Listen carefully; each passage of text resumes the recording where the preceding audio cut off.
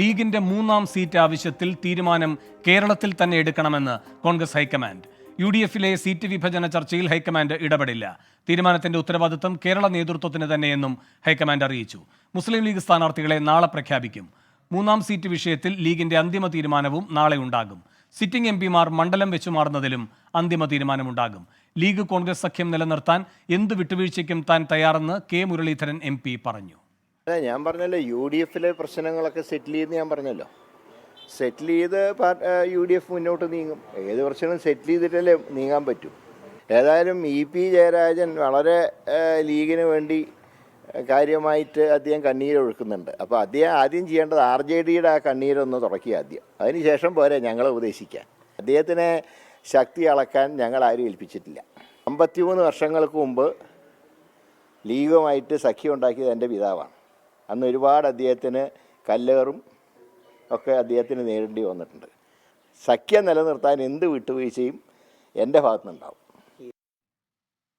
Salim മാലിക്കും Sameer bin കരീമും കൂടുതൽ വിവരങ്ങളുമായി ചേരുന്നു. ആദ്യം സലിം മാലിക്കിലേക്ക്. സലീം, ലീഗിന്റെ അവകാശവാദം ദേശീയ നേതൃത്വം ഏറ്റെടുക്കില്ല എന്ന നിലപാടാണ് ഇപ്പോൾ കോൺഗ്രസ് ഹൈക്കമാൻഡ് സ്വീകരിച്ചിരിക്കുന്നത്. അതെന്ത് സൂചനയാണ് നൽകുന്നത്?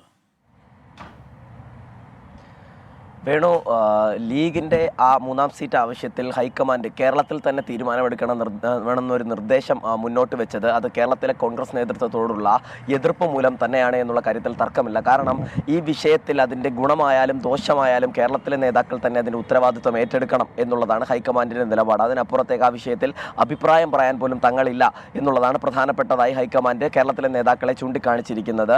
അതിൻ്റെ ഏറ്റവും പ്രധാനപ്പെട്ട കാരണം ഈ ജനുവരി 15 തന്നെ സീറ്റ് വിഭജനം പൂർത്തിയാക്കി ഫെബ്രുവരി തുടക്കത്തിൽ തന്നെ തെരഞ്ഞെടുപ്പ് പ്രചരണ രംഗത്തേക്ക് ഇറങ്ങണം. കേരളത്തിൽ പ്രധാനമായും വിജയസാധ്യത ഉള്ളതുകൊണ്ട് തന്നെ എത്രയും വേഗത്തിൽ തെരഞ്ഞെടുപ്പ് പ്രചരണ രംഗത്തേക്ക് ഇറങ്ങണമെന്നൊരു നിർദ്ദേശം ഹൈക്കമാൻഡ് കേരളത്തിലെ കോൺഗ്രസ് നേതൃത്വത്തിന് മുൻപിൽ വെച്ചിരുന്നു. പക്ഷേ ഫെബ്രുവരി അവസാനിച്ചിട്ടും സീറ്റ് വിഭജനം പോലും പൂർത്തിയാകാത്ത ഘട്ടത്തിൽ അതിലെ കേരളത്തിലെ കോൺഗ്രസ് നേതാക്കളോട് കടുത്ത അതൃപ്തി ഹൈക്കമാൻഡിനുണ്ട് എന്നുള്ളതാണ് പ്രധാനപ്പെട്ട കാര്യം.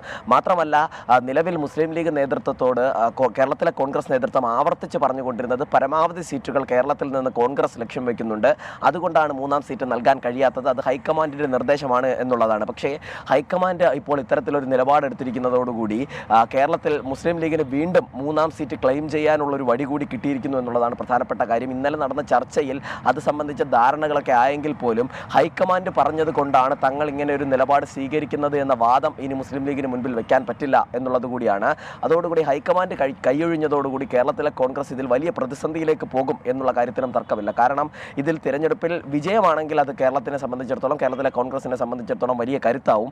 അതല്ല, നിലവിലുള്ള 19 സീറ്റിൽ ഏതെങ്കിലും ഒരു സീറ്റ് നഷ്ടപ്പെട്ടാൽ പോലും അത് കോൺഗ്രസും ലീഗും തമ്മിലുള്ള ഈ ചർച്ചകൾ അനന്തമായി നീണ്ടുപോയത് കൊണ്ടാണ് എന്നൊരു വാദം ഹൈക്കമാൻഡ് മുന്നോട്ട് വയ്ക്കുകയും ചെയ്യും. അത് കേരളത്തിലെ നിലവിലെ നേതൃത്വത്തിന് തന്നെ തിരിച്ചടിയാകുന്നൊരു സാഹചര്യമുണ്ട്. മാത്രമല്ല, കെ മുരളീധരൻ നിരന്തരമായി മുസ്ലിം ലീഗിന് വേണ്ടി നടത്തുന്ന പ്രസ്താവനകൾ കൂടി ഈ ഘട്ടത്തിൽ നമ്മൾ കൂട്ടി വായിക്കണം. അത് നേതൃത്വത്തിനുള്ളിലെ പൊരുത്തക്കേടുകളെ പരസ്യമായി സൂചിപ്പിക്കുന്ന കാര്യമാണ്. കാരണം നിലവിലെ പ്രായോഗിക ബുദ്ധിമുട്ടുകൾ മുസ്ലിം ലീഗിനെ കോൺഗ്രസ് നേതൃത്വം അറിയിക്കുമ്പോൾ അതിന് ഓരോ ദിവസവും ഓരോ നിലയിലുള്ള പ്രസ്താവനയാണ് കെ മുരളീധരൻ നടത്തുന്നത്. ഇന്ന് നടത്തിയിരിക്കുന്നത് ലീഗുമായുള്ള ഐക്യം നിലനിർത്താൻ എന്ത് വിട്ടുവീഴ്ചയ്ക്കും താൻ തയ്യാർ എന്നുള്ളതാണ്. അതായത് പരമാവധി 3 സീറ്റും മുസ്ലിം ലീഗിന് നൽകണം, അതല്ലെങ്കിൽ 4-5 സീറ്റൊക്കെ അർഹതയുണ്ട് എന്നതൊക്കെ കെ മുരളീധരൻ നേരത്തെ പറഞ്ഞതാണ്. അത് കേരളത്തിലെ നേതൃത്വത്തെ പ്രതിരോധത്തിലാക്കാനും ഒപ്പം തന്നെ വടകര സീറ്റിൽ വിജയിക്കാനുള്ള മുസ്ലിം ലീഗിൻ്റെ പരമാവധി പിന്തുണ ആവശ്യത്തിന് വേണ്ടിയുള്ള കെ മുരളീധരൻ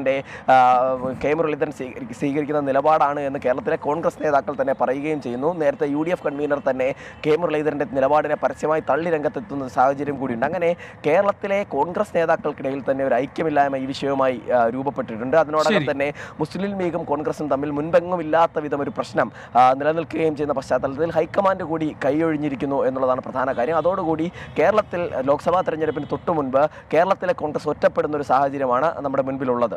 വേണു, ശരി. സമീർ ബിൻ കരീമും ചേരുന്നു. സമീർ, നാളെയാണ് ലീഗിന്റെ പ്രധാനപ്പെട്ട യോഗം. സ്ഥാനാർത്ഥി പ്രഖ്യാപനം നാളെ ഉണ്ടാകുമെന്ന് പറയുന്നു. എന്തായിരിക്കും ലീഗ് എത്തിയിരിക്കുന്ന തീരുമാനം? അതിന്റെ സൂചനകൾ ലഭ്യമാണോ?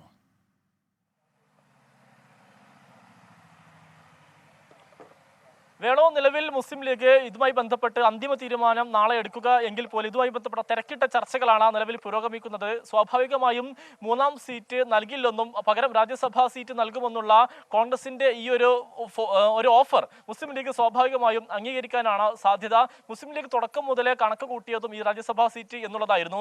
പക്ഷേ പരസ്യമായി അത് പറയാൻ തയ്യാറായിരുന്നില്ല. കാരണം പ്രത്യേകിച്ച് അണികളുടെ വികാരമൊക്കെ കണക്കിലെടുത്ത് കൂടിയായിരുന്നു മുസ്ലിം ലീഗ് പരസ്യമായി അത്തരമൊരു പ്രഖ്യാപനത്തിലേക്കോ തീരുമാനത്തിലേക്കോ പോവാതിരുന്നത്. അതോടൊപ്പം തന്നെ ഇന്നലെ സസ്പെൻസായി വെക്കാൻ തീരുമാനിച്ചതും അതുകൊണ്ട് തന്നെയാണ്. പക്ഷേ കെ സുധാകരനായി തന്നെ അത് പുറത്തു പറയുകയും അത് മുസ്ലിം ലീഗിന്റെ അണികളിലേക്ക് എത്തുകയും ചെയ്തു. അതുകൊണ്ട് തന്നെ മുസ്ലിം ലീഗിന് കാര്യങ്ങൾ ഒന്നുകൂടി എളുപ്പമായി. അതുകൊണ്ട് സ്വാഭാവികമായും രാജ്യസഭാ സീറ്റ് എന്നുള്ള ഈ ഒരു കാര്യം മുസ്ലിം ലീഗ് സ്വാഭാവികമായും അംഗീകരിക്കാനാണ് സാധ്യത.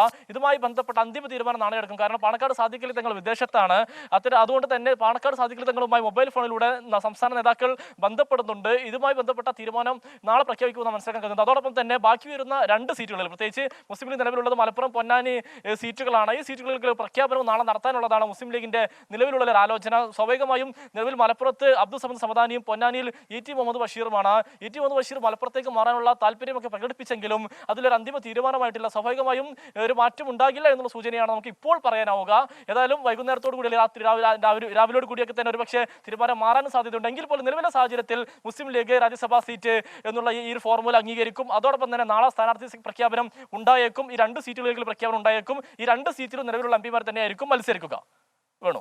ശരി, 3ാം സീറ്റ് വിവാദത്തിൽ ഹൈക്കമാൻഡ് ഇടപെടില്ല. ലീഗിന്റെ നിർണായക തീരുമാനങ്ങൾ നാളെ അറിയാം.